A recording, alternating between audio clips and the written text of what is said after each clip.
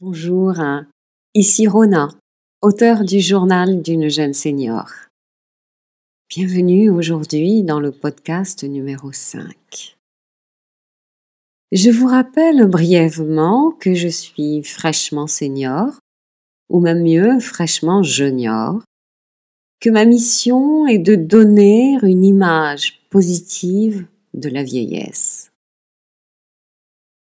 Mieux vieillir est aujourd'hui une nécessité, je dirais même un devoir. Vu le nombre de seniors que nous serons dans quelques années, il y a vraiment urgence à vieillir en bonne santé physique, mais aussi et surtout en bonne santé mentale. D'ailleurs, pour moi, l'un ne peut pas exister sans l'autre. Ils sont complètement interreliés. Vieillissons ensemble avec succès. Bien. Aujourd'hui, je voulais vous parler de cette femme de 87 ans que j'ai eu l'occasion de rencontrer il y a 2 jours. Une rencontre furtive, certes, mais une rencontre qui m'a bien inspirée. Un vrai rayon de soleil, cette femme de 87 ans. Je suis désolée, je ne connais pas son prénom. Je l'ai trouvée pétillante, avec une énergie incroyable qui se dégage d'elle. Coquette, divinement parfumée, je la trouve très belle.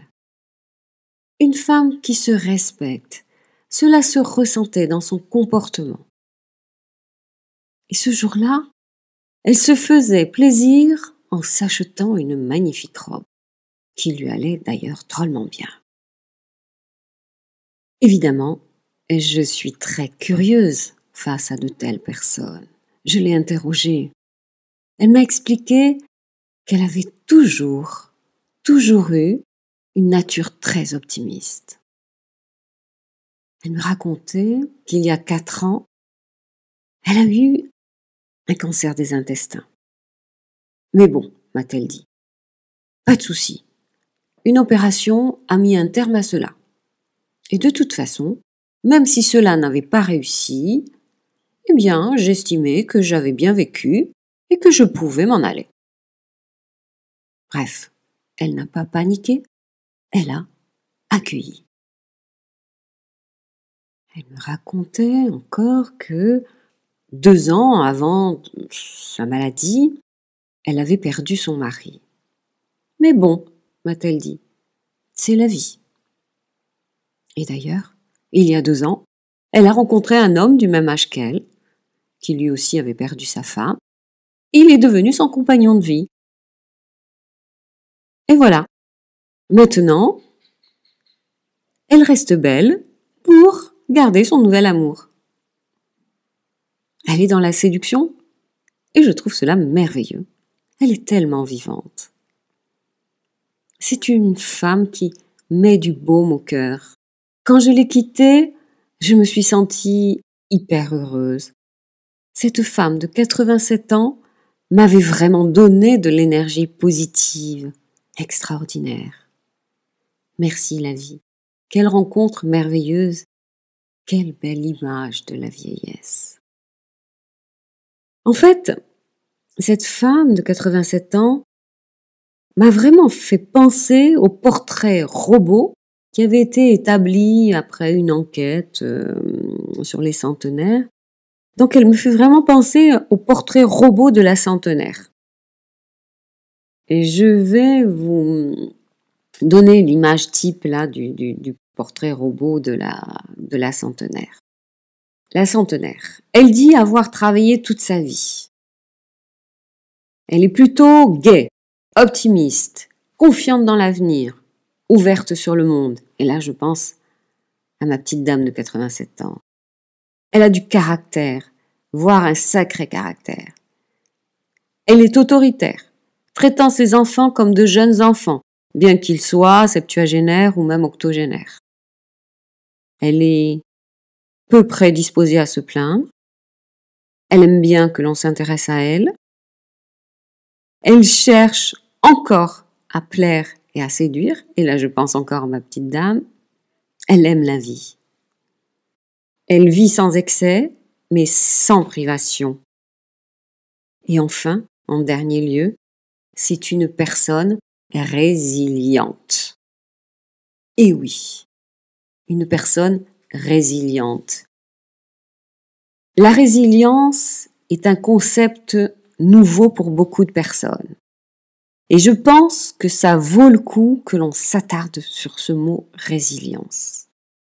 Si vous cherchez dans le dictionnaire le mot résilience, vous allez voir qu'en sciences physiques, la résilience traduit l'aptitude d'un matériau à résister au choc et à reprendre sa structure initiale. Eh bien, en fait, ce mot résilience a été repris en psychologie. Et en psychologie, il désigne la capacité d'un individu à surmonter les moments douloureux de l'existence et à se développer en dépit de l'adversité. En fait, ce mot résilience a été repris dans les années 90, d'abord par des psychiatres américains, puis en France, par un homme qui s'appelle Boris Cyrulnik, qui est neurologue, psychiatre, psychanalyste. C'est un écrivain, il a écrit plusieurs livres dans lesquels il décrit très bien la résilience, ayant lui-même connu des choses très très difficiles. Autrement dit, donc, la résilience consiste à prendre acte d'un traumatisme, ça peut être un deuil, un inceste, une violence sexuelle, une maladie, la guerre, toutes sortes de traumatismes, à apprendre à vivre avec et à rebondir. Ça, c'est un sacré mot, rebondir. Voire même à se libérer d'un passé empoisonnant pour en sortir encore plus grand. Eh bien, vous comprenez à quel point la résilience est nécessaire pour bien vieillir, bien sûr. Elle va nous permettre de garder un regard objectif sur notre vie. Elle va nous aider à aborder sereinement les dernières années de notre vie. Cette résilience qui est en fait cette capacité à s'adapter à tout changement, cette résilience est indispensable pour bien vieillir. Et on doit apprendre à rebondir, même à 80 ans et plus, en trouvant en soi les ressources nécessaires. Toute épreuve doit être vue comme un marchepied. Il faut en rechercher un sens. Pour moi, ce mot résilience est un mot merveilleux que nous devons garder en tête. Vous savez, il y a même eu en 2012 le premier congrès mondial sur la résilience. C'est pour vous dire le succès. Et en fait, la résilience est à la portée de tous. Il suffit de le vouloir. Il me vient à l'esprit cette phrase de Charles de Gaulle qui disait « La vieillesse est un naufrage ». Eh bien non, non, non. Et d'ailleurs, pour Boris Cyrulnik, la résilience est quelque chose de dynamique. C'est pas une simple résistance au choc. Il ne s'agit pas que de guérir la blessure, mais d'en faire quelque chose de plus grand, de la métamorphoser. C'est sûr qu'en vieillissant, il va falloir faire face à des problèmes de santé beaucoup plus importants qu'autrefois. Mais à nous de les accueillir, de faire confiance à notre corps, de trouver les bonnes solutions pour y faire face. Nous pouvons, suite à une maladie, retrouver une santé encore meilleure qu'avant la maladie, car la prise de conscience du comment rester en bonne santé aura germé en nous.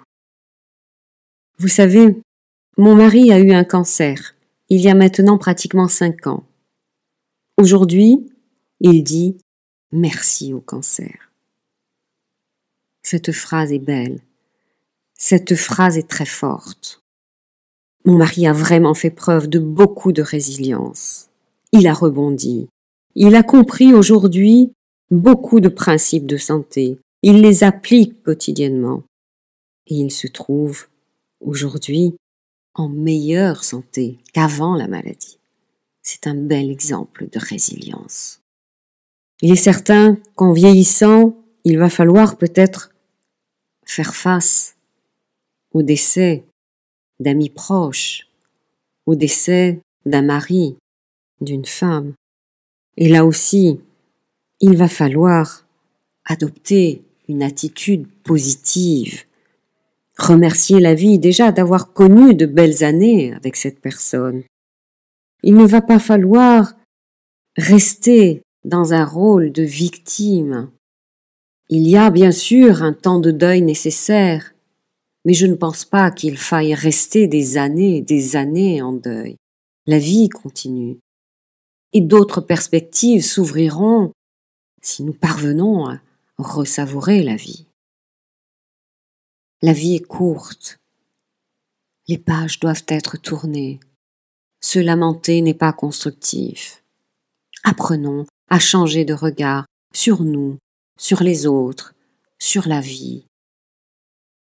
À se demander que va m'apporter cette épreuve. Il est certain qu'en vieillissant, la solitude pourra peser lourd. Mais là aussi, trouvons des occasions d'être socialement actifs, engagés avec le monde. On pourra s'occuper de ses petits-enfants, faire partie d'une association, faire du bénévolat, apprendre de nouveaux apprentissages, chanter dans une chorale, apprendre à méditer en pleine conscience, apprendre la musique, le qigong, le tai chi, apprendre la respiration anti-stress, apprendre le yoga. Bon, je pourrais continuer comme ça, mais c'est peut-être pas nécessaire. En vieillissant, on va peut-être prendre conscience que nous avons fait des erreurs dans la vie. Cela peut nous rendre tristes. Mais les erreurs, il faut les voir comme une opportunité d'apprendre. En prendre conscience, c'est déjà bien. Et puis, il est temps de faire la paix avec soi-même, de minimiser les regrets et les remords.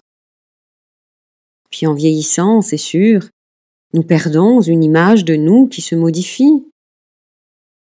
Mais accueillons nos rides. Rebondissons sur notre beauté intérieure. C'est cela la résilience. Vous savez, le corps vieillit, mais pas le cœur. Entrons dans le côté sacré de la vie. Je vous le redis, cultivons la résilience, mes juniors. Cultivons la résilience. Et j'irai même plus loin. Je vous dirais, une vieillesse résiliente est une vieillesse qui avance sereinement et surtout qui ose même regarder la mort en face. Je vous laisse méditer sur cette dernière phrase. Et je vous donne rendez-vous dimanche prochain pour un prochain podcast. Bonne journée.